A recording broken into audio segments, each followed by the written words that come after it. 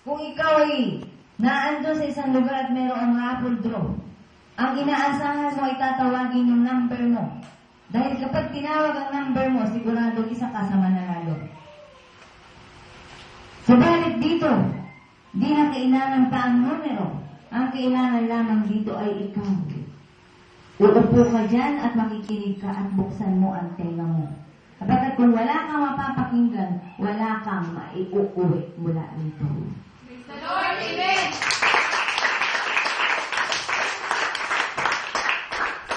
Sa mga naaralan na ng salita ng Diyos, sa mga tumanggap na sa Espiritu ng Diyos, ayon sa binasa ngayon, kailangang magpatuloy. Sapagkat kung ikaw ay isang manlalakbay, mayroon kang lugar na pupuntahan. Habang naglalakbay ka, inabot ka ng panghihina at hindi mo na kayang ihakbang ang iyong paa. O di kaya naman ay wala kang sapat na pamasahe papunta sa pupuntahan mo. Hindi ka makakarating doon sa dulo. Hindi mo masusumpungan yung pupuntahan mo. At sa gawain ng Diyos, hindi ka dapat huminto. Sapagat kapag naaaralan ka, ay dapat ka pangang magalak. At dapat ka pangang magsumikap na magpatuloy. Sapagat habang naglalakbay ka kasama ang Diyos, marami ang natatanggap mo mula sa Diyos.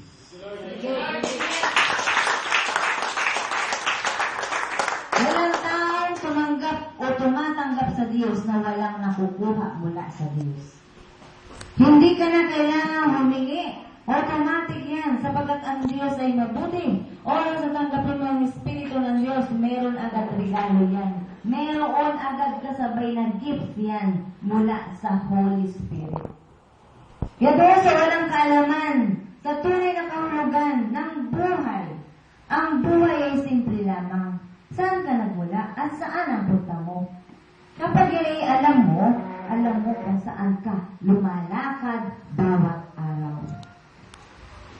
Saan ka nang galing? Galing ka sa nanay at tatay mo. Saan galing ang nanay at tatay mo? Galing sa nanay at tatay nila. At galing sa nanay at tatay nila, saan galing yung mga magulang na yun? Galing yun doon sa pinagmula ng buhay. Sa Diyos na lumikha sa lahat ng bagay. Praise the Lord! Amen! Kapag alam mo na yan kung saan ka nang galing, ngayon naman ay tatanungin kita, saan ka kaya pupunta?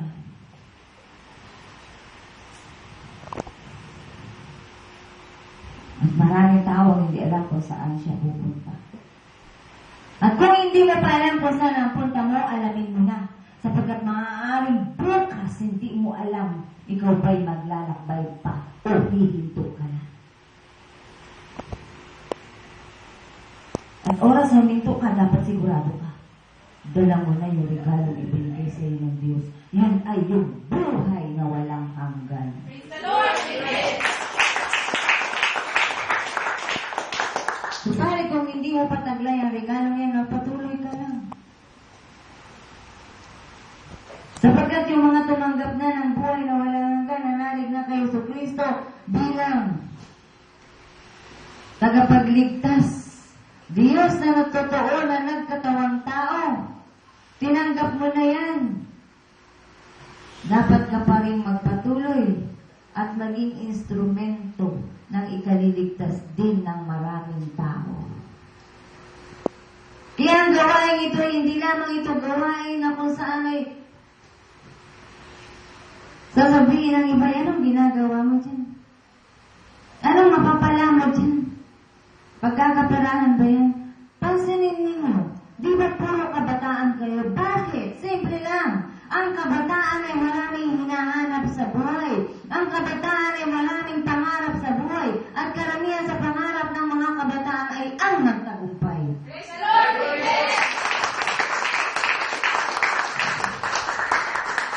Kaya huwag nyo nang ipagpilitan sa mga magulang ninyo na dalhin sa gawain ito. Kayo na ang magsumikap.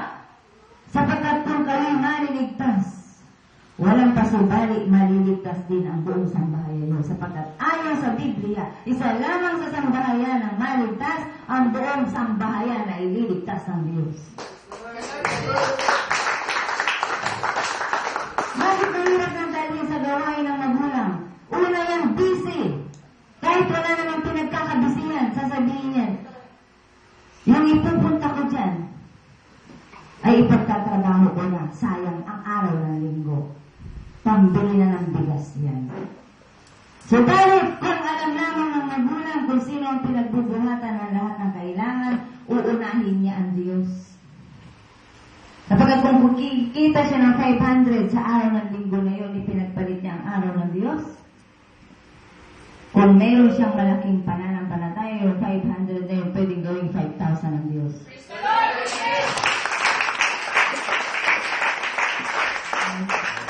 Bakit ko sinabing malaki? Kapag ikaw ay tumanggap na regalo, tatanungin ka, ano gusto mo? Kapag nahihiya ka, sasabihin mo kahit ano.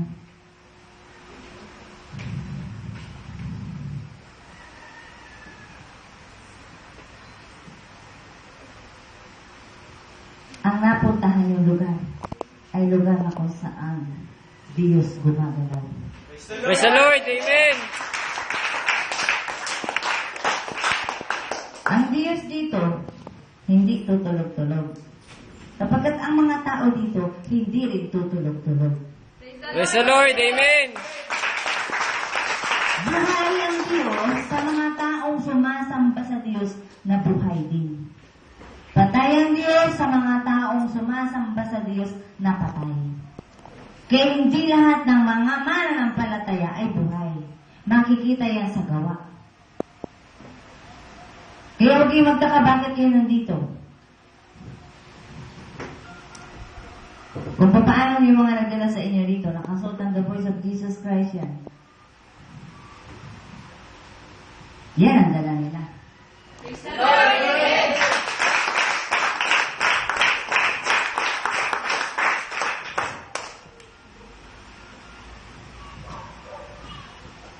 Alam niyo ba? Naging kabataan din ako. Nangarap din ako. Pero hindi ko sasabihin sa inyong matanda na ako ngayon. Kapag ang tinanggap ko, kailanman hindi tumatanda. Praise the Lord. Amen.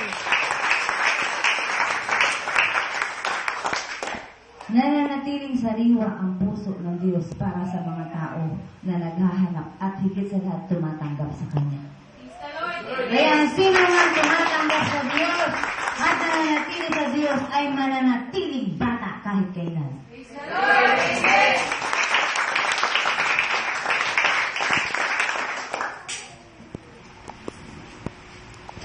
Kaya makinig kayo. Ang faith ay hindi nakikita ng dalawang mata.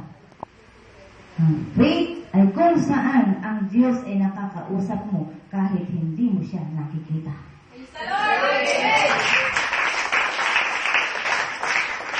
Bakit?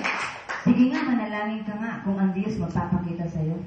Pero bakit patuloy kang nananalangin? Sapagkat nagtitiwala ka, sumasampalataya ka na ang Diyos ay ikaw na nakikita. At naririnig ka kahit hindi buno ka ang labi mo para kausapin siya.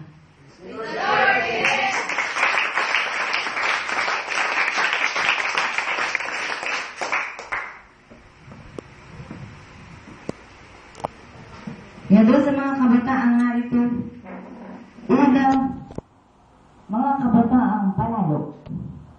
Mga kabataang akala mo siya na ang magulang. Mga kabataang mayroon sanang pangarap, pero ang pangarap hanggang sa pangarap na lamang. Wala nang direksyon. Kabataan ka nga, sapagkat bata ka pa. Pero wala na, nilipasan ka na. Kapag kung ano-ano ang ginagawa mo, buhay ka pa, patay ka na. Kapag wala sa iyo ang Diyos. Makinig kayo, yung mga nakasunod ng the voice of Jesus Christ, hindi basta kabataan yan, pero yung mga kabataan ipinaglalaban na ang Diyos ngayon pa lang.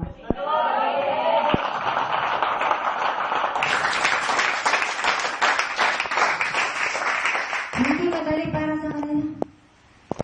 Hindi lahat ng mga kabataang nakasuot ng the voice of Jesus Christ ay malayang maglingkod. Hindi lahat sila ay pinahihintulutan ng magulang nila na paglingkuran ng Diyos. Karamihan sa kanila kalaban pa nila ang magulang nila samantalang unang-unang dapat dapat sumuporta sa kanila ay ang mga magulang nila. Praise the Lord. Amen. Bakit? Kasi ang magulang nila, sarado pa. Kilala daw ang Diyos sa bibig, pero sa puso, sarado sila. Pagkat kung bukas na ang faith nila, sila ang unang-unang gagabay sa mga kabataan at magsasabing, anak, mapalad ka, natungtungan mo ang Diyos, napakabata mo pa. Praise the Lord. Amen.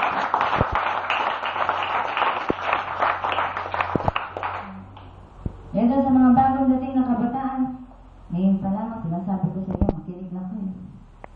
Kung paano sila'y nakasuot ng the voice of Jesus Christ, ang nangyari sa buhay nila, nakinig din sila kagaya nyo nung unang nasumpungan nila ang gawain ito. Praise the Lord. Amen.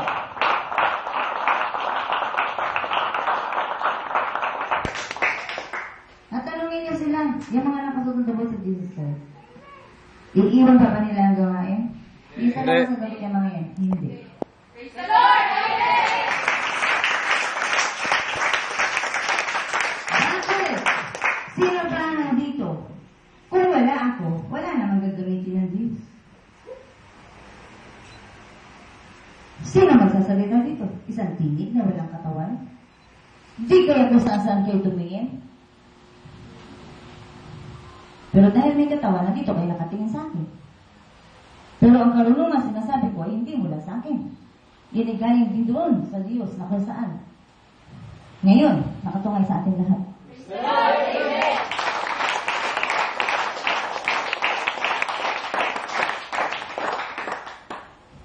Simple lang. At talagang napaka-simple lang. Nangangarap ang tao. Bakit hindi niyo unang pangarapin? Mamuhay ng ayon sa nais ng Diyos. Praise the Lord. Amen. At ang nais ng Diyos, hanapin mo siya. Bakit? Kapagkat hindi na siya nakikita. Ano ba yung larong taguan? Hindi ba't hinahanap mo yung nakatago? Pero ang Diyos kailanman, hindi nagtatago yan, pero hindi natin siya nakikita. Kaya ang unang-unang gagawin natin, hahanapin natin siya. Praise the Lord. Amen.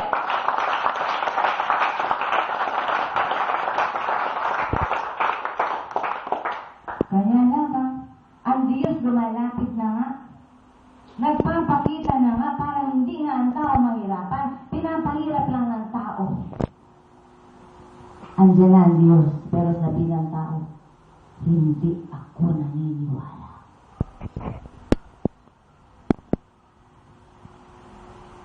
At ang tao yan, hindi yan totoong naghahanap sa Diyos. Bakit? Hindi niya kasi muna inuunawa yung pananalita. Hindi niya muna inuunawa yung mga kataga na binibitawan noong nagsasalita. Naghuhusga kaagad siya.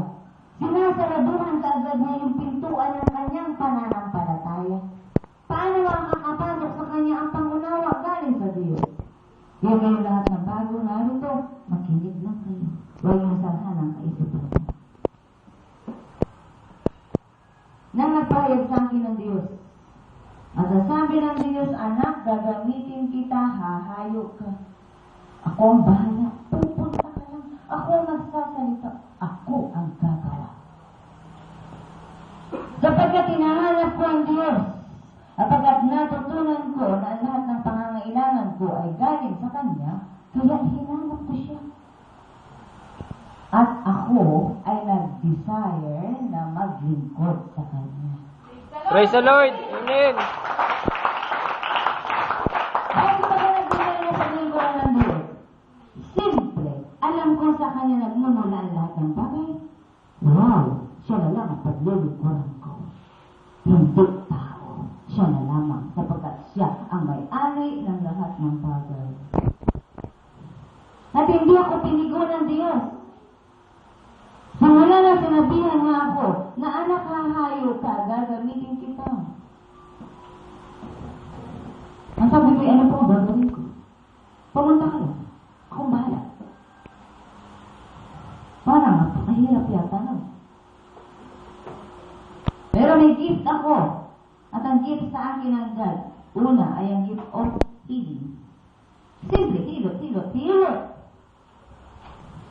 Ngunit ang 5 daliri, 10. 5 plus 5, 10.